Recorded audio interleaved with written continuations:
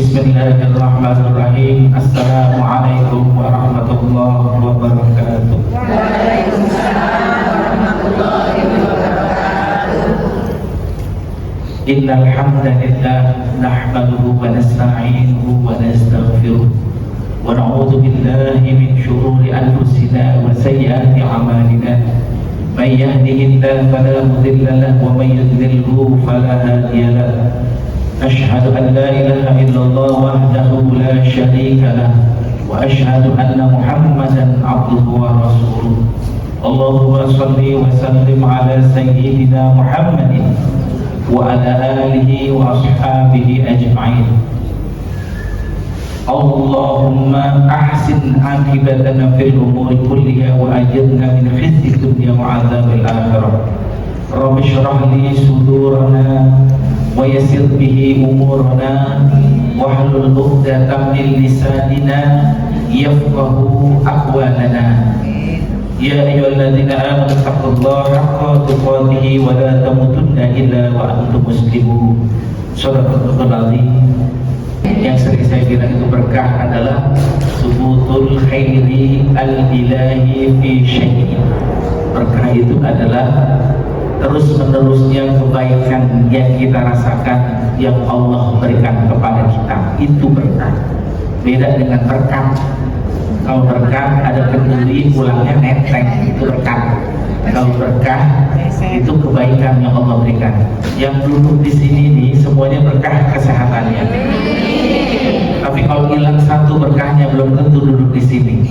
Misal ada yang sakit gigi, enakan dengerin ceramah, apa enakan tidur. Nah, berkahnya ada satu hilang, giginya nggak sehat. Jadi kalau kita dapat berkah, semua yang kita rasakan enak, itu namanya berkah. Itu berkah namanya. Yang sering kita sebut dengan ucapan salam, Assalamualaikum warahmatullahi wabarakatuh. Berkah. Itu kita minta dengan ucapan salam yang selalu kita ucapkan sesama muslim kita. Jamaah Majelis Ta'lim Khairun Nisa, alhamdulillah kita bersyukur kepada Allah. Dari pagi kita bangun mengucapkan alhamdulillahilladzi ahyana ba'da ma amatana. Kenapa kita disuruh kejadian seperti itu? Bersyukur. Bersyukur dari apa? Dari dibangunkan Kenapa dibangunkan tadi? tadinya mati hidup. Yes. Oh, ini kayaknya lebih pintar Majelis Ta'lim Nisa ya. Tadinya kita wafat, ibu semuanya wafat semalam. Jadi kita udah belajar wafat. Setiap malam kita belajar wafat, meninggal. Di dalam Al-Quran Allah menyebutnya Allahu yutawaffal anfusa hina mautiha wallati lam tamut fi manamiha. Dialah Allah yang menggenggam ruh orang yang sudah meninggal dan menggenggam ruh orang yang tidur. Berarti orang yang meninggal sama tidur sama-sama dipegang ruhnya oleh Allah. Makanya orang tidur sama orang meninggal sama-sama diem. Gak ada orang tidur tuh jalan-jalan ke pasar. Apalagi ada orang meninggal jalan-jalan ke mall, kita takut semuanya. Kamu udah dimandiin, udah pakai kafan, tiba-tiba masih jalan-jalan ke mall, takut kita. Sama-sama dipegang ruhnya. Fayamsikul lati qada 'alaiha al-maut, dan Allah pegang terus ruhnya orang yang sudah meninggal, terus sampai kapan? Sampai qada, sampai ada waktunya untuk diberikan lagi ruh. Wa yursilul ukhra ila ajalin musamma, dan Allah juga akan kembalikan lagi ruh orang yang sedang tidur untuk bisa bangun di pagi hari. Jadi kita kalau malam itu tidur sama dengan orang mati, dan makanya pada saat bangun pagi kita bilangnya, ya Allah berterima kasih atas ruh yang kau kembalikan kepadaku dan aku akan kumpulkan bersama orang-orang di yaumul mahsyar. Alhamdulillahilladzi ahyana, yang telah menghidupkan kembali ba'da ma amatana, setelah aku mati. Amatana itu aku mati semalam. Kita bilang itu. Makanya kita bersyukur diberikan ruh. Coba kalau tidurnya nggak bangun-bangun sampai besok pagi, kasihan di rumah. Nah, rasa syukur itu ternyata diperintahkan dalam Al-Quran dan juga di dalam banyak hadis tentang orang-orang yang pandai bersyukur.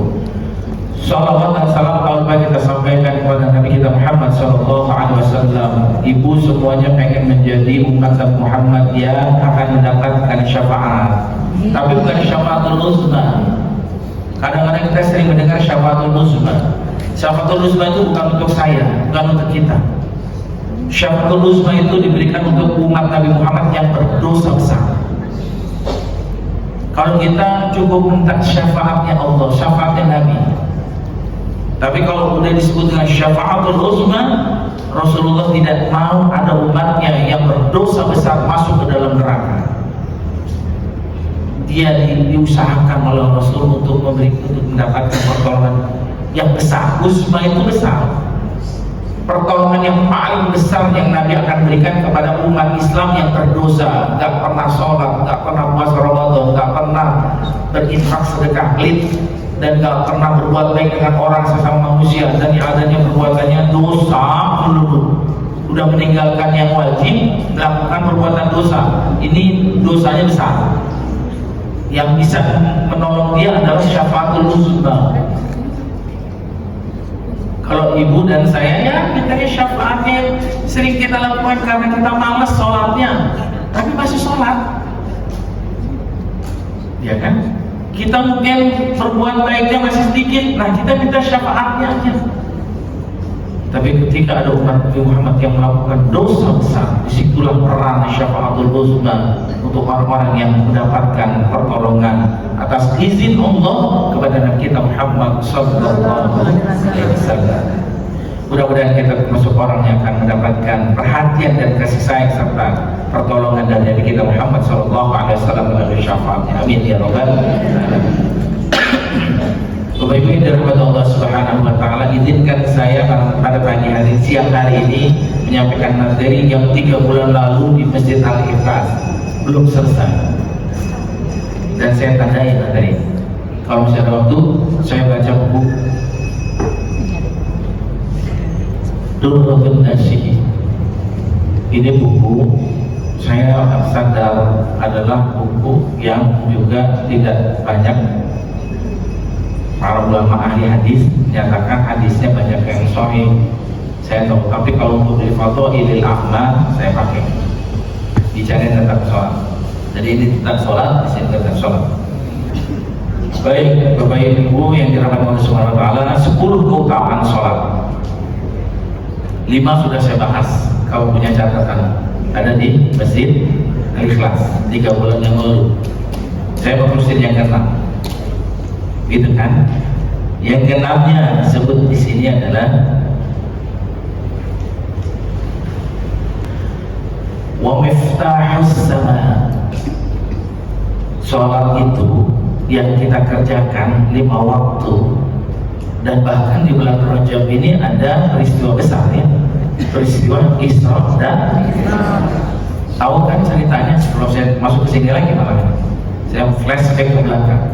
Sholat itu asal-asalnya bukan 5 waktu, tapi 50 waktu. Mana sempat masak tempe, mana sempat bikin wedang jahe, mana sempat. 50 waktu kita keteteran. Baru saya hitung, kalau 50 waktu sekali sholat itu 5 menit atau 3 menit. Setiap selesai sholat, untuk sholat berikutnya cuma waktu kita istirahatnya 3-4 menit sholat lagi. Kalau 50 waktu sangat mepet kita sholat, apalagi kalau jumlah rakaatnya banyak kan gitu. Karena Nabi Muhammad mendapatkan usul ide dari Nabi Musa, kembali irji ila rabbika, irji ila rabbika, irji ila rabbika, kembali ke Tuhan, kembali ke Tuhan, minta diskon. Akhirnya dikasih diskon. Seperti ibu-ibu kalau pergi ke pasar kan pengennya nawar kan, pengen kalau ke mall itu dapat diskon kan. Nabi Muhammad diajarkan oleh Nabi Musa minta diskon, dapat diskonnya dari 50 waktu menjadi 5 waktu. Karena tahu umat Nabi Muhammad itu umat yang kecil fisiknya, pendek umurnya, dan sering sakit kepala, sering kakinya kesemutan. Tahu dah Muhammad. Yang duduknya itu bolak-balik aja kan kesemutan kan. Apalagi yang duduknya sambil sender. Gak apa-apa. Baik, jadi sholat itu asalnya 50 waktu, dapat diskon 5 waktu, dan 5 waktu sekarang yang kita kerjakan pahalanya takdilu khamsi, kata Nabi. Kita mengerjakan 5 waktu, pahalanya sama seperti 50 waktu yang pertama kali diwajibkan untuk kita. Besar pahalanya sholat.